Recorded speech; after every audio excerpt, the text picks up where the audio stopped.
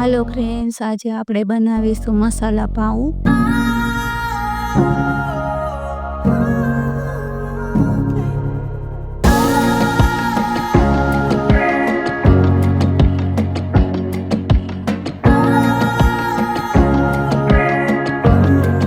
તો ચાલો શરૂ કરીએ આજની રેસીપી। તો મસાલા પાઉં બનાવવા માટે આપણે પેનમાં 1 ચમચા જેટલું તેલ એડ કરશું। હવે તેમાં આપણે 1 ચમચી બટર એડ કરશું। આ મસાલા પાઉંમાં તમારે બટર ન નાખવું હોય તો ખાલી તેલમાં પણ બનાવી શકો છો। તેલ ને બટર સરસ રીતના ગરમ થઈ જાય પછી તેમાં 3 નંગ કાપેલી ડુંગળી એડ કરી દઈશું। આ ડુંગળીને આપણે થોડીક વાર ચડવા દઈશું।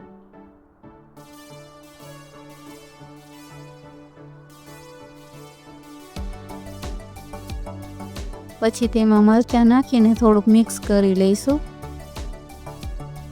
હવે આને આપણે ચડવા દઈશું। એને વચ્ચે વચ્ચે હલાવતા રહીશું। ડુંગળી ને મરચાં આ રીતના ચડી જાય ને ત્યાં સુધી આપણે એને હલાવવાનું। 2 થી 3 મિનિટ લાગશે એને। પછી તેમાં આપણે 3 નંગ કાપેલા ટમેટા એડ કરી દઈશું। હવે તેને આપણે મિક્સ કરી લઈશું।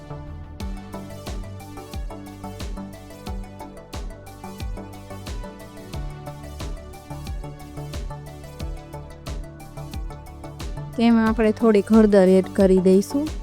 સ્વાદ પ્રમાણે તેમાં મીઠું એડ કરશું। 1 ચમચી લાલ મરચું પાવડર એડ કરશું। અડધી ચમચી ધાણા જીરું પાવડર એડ કરશું। 1 ચમચી તેમાં પાઉંભાજી મસાલો એડ કરીને બધું સરસ રીતના મિક્સ કરી લઈશું।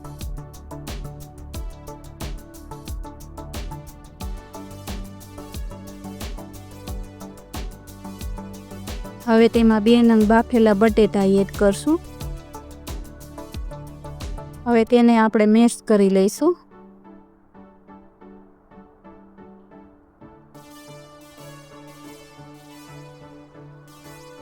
હવે આ બધું સરસ રીતના આપણે મિક્સ કરી લઈશું।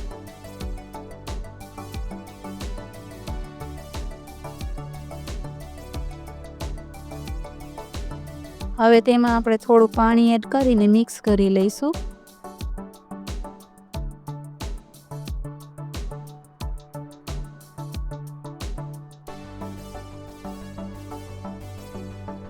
હવે તેને આપણે મેશ કરી લઈશું।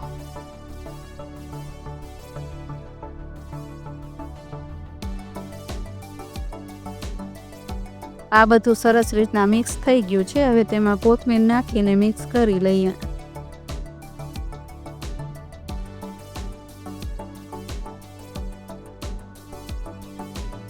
આ રીતના આપણે મસાલા પાઉંનો મસાલો તૈયાર થઈ ગયો છે। હવે તેને આપણે નીચે ઉતારી લઈશું।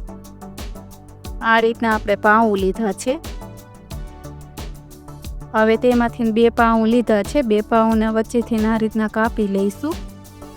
તો આ પાઉંને આપણે વચ્ચેથી આ રીતના કાપી લીધા છે।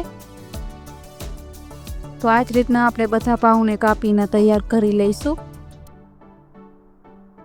હવે ગેસ ઉપર આપણે એક તવો ગરમ થવા રાખી દીધો છે। હવે તવા ઉપર આપણે થોડુંક તેલ એડ કરશું। પછી તેમાં આપણે 1 ચમચી જેટલું બટર એડ કરશું।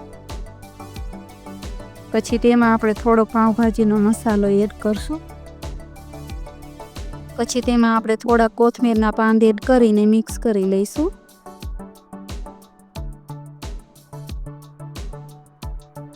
હવે તેમાં આપણે કાપેલા પાઉંને આ રીતના શેકી લઈશું।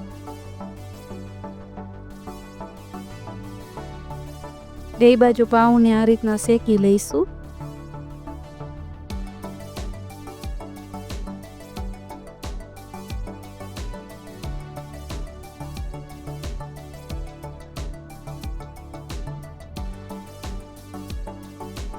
હવે આમાં આપણે આ તૈયાર કરેલો મસાલો નાખવાનો છે। હવે આ રીતના આપણે પાઉં વચ્ચે મસાલો ભરી લઈશું। હવે તેની ઉપર આપણે કાપેલી કોથમીર નાખશું। પછી તેની ઉપર આપણે કાપેલી ઝીણી ડુંગળી નાખશું। હવે પાઉંની ઉપર પણ આ રીતના મસાલો થોડોક રાખી દઈશું। હવે ગેસને આપણે બંધ કરી દઈશું। પાઉને શેકતી વખતે આપણે ગેસની ફ્લેમ ધીમી જ રાખવાની।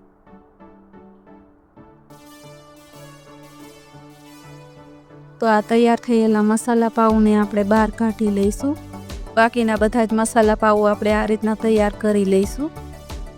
તો તૈયાર છે આપણા મસાલા પાઉ। તો તમને આ મસાલા પાઉની રેસિપી કેવી લાગી કમેન્ટ કરીને જરૂર જણાવજો।